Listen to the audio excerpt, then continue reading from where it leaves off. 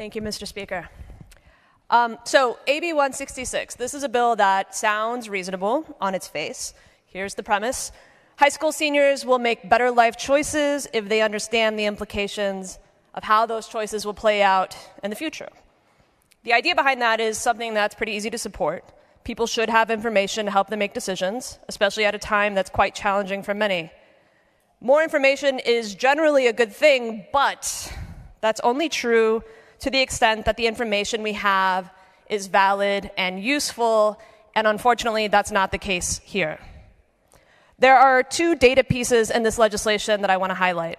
The first is that the bill would require that students see information related to, quote, the average debt for attending the institution, total cost, net cost, and financial aid available. This requirement isn't as helpful as people might imagine. First of all, total cost is already required to be posted on each college's website. But the main issue is that the vast majority of students don't pay anywhere near the full cost to attend colleges or universities, and some pay dramatically less than the sticker price. In fact, the law that requires that their price be posted is actually kind of a problem for that reason. Financial aid packages are tailored to individuals and their families based on income, academic performance, family dynamics, and extracurricular achievements. Financial aid packages are the only true way to know what a student will pay at any given school. And financial aid offices at all legitimate accredited colleges and universities are committed to transparency on price. But I'm glad we're thinking about cost in higher ed. I'll return to that point in a bit. The second piece of information that students are supposed to be provided with in AB 166 is the, quote, average salary of the institution's graduates 6 months and 5 years after graduation, broken down by major. If our goal is to give young people the information they need to make good choices about their futures, this isn't it. I can't think of data that would distort the value of a college degree more. Going to college is an investment in a person's earning capacity and career trajectory that compounds over time over the life course. Measuring that investment 6 months after graduation at a 4-year college, when the vast majority of graduates will be 22 or 23 years old, or even 5 years later, when the average is likely to be somewhere in the late 20s, is absurd. And just as a little aside, average age of graduation for tech colleges is much higher, so this is really an apples and oranges comparison. But to take this premise, it would be like if I told you that putting away 10% of my income for retirement is pointless because 6 months after I started, it hardly had added up to anything. Even 5 years later, I might feel dejected when I measure my balance against what I could have used that money for. The vast majority of Americans will work until they're in their 60s, and too many, especially those without a college degree, have to work well beyond that. If young people want to know what their incomes might be in their early and late 20s, that's reasonable. But they should also know that a college degree will pay off in major ways over the course of their life, and the benefits actually accelerate over time. College graduates have significantly higher lifetime earnings than people with only a high school degree. The median, not the average, is $1 million. Much better health outcomes also. The median, 7 years of longer life. And speaking of retirement, the median retirement incomes of people with a college degree is double that compared to people without one. One of the most important factors in the difference between college and non-college is job security. Historically, jobs that don't require a college degree are the first to be lost during an economic recession and are the slowest to recover, something that we might be thinking about now in our current economic reality. One exception to these data, and there are exceptions, are high-skilled technical jobs.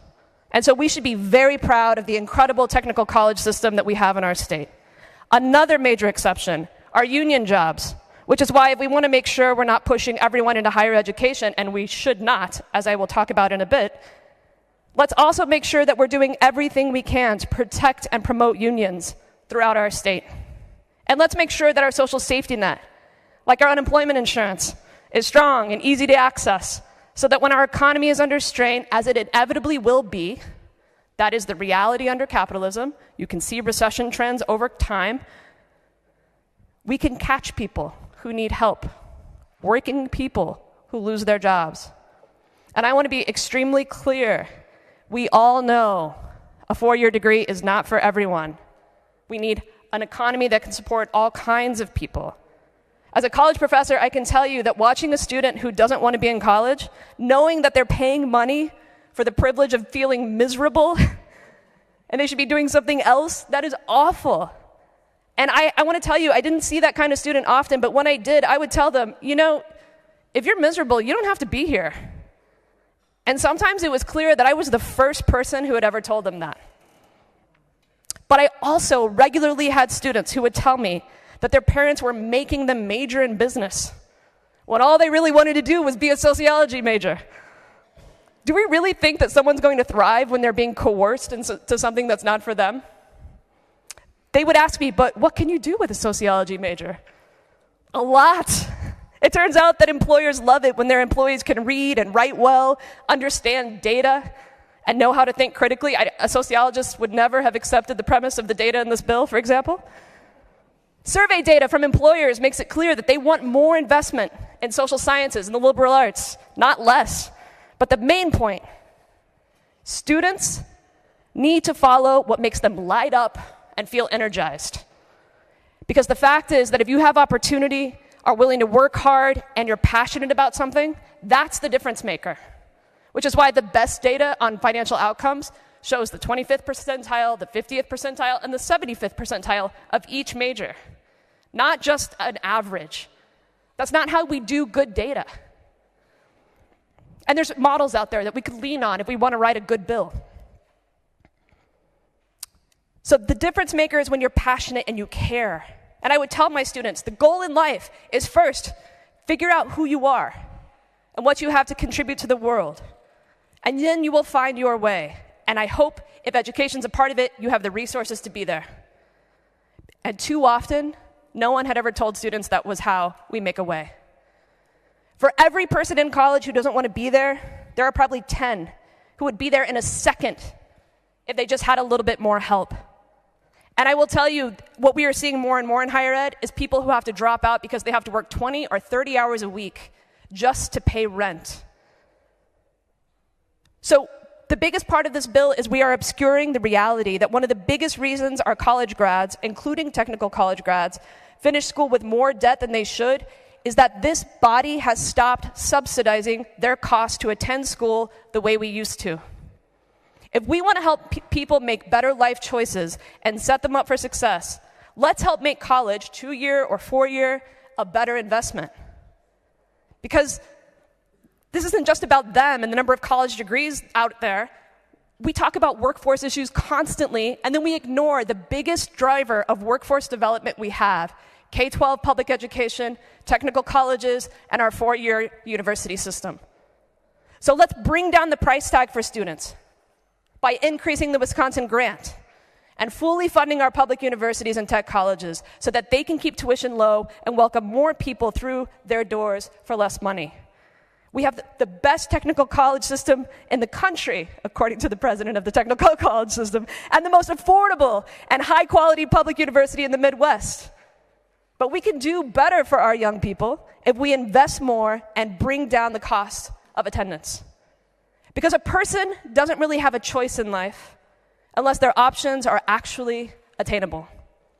Whether someone wants to be a welder, business owner, work in early childcare, be a nurse, a chemist, a teacher, it's our job in this legislature to make that more possible. We have incredible power in this chamber to make life more secure for people so that when they are making choices about their futures, they not only have useful and valid information, but they have the resources that they need. Only then will they have the freedom to figure out who they are and what they have to contribute. This bill doesn't get us there, so the vote is clearly red. But I hope that we will keep having this critical conversation and that we recognize the responsibility we have in this body for growing our workforce and creating more economic freedom, justice, and opportunity for everyone. Thank you.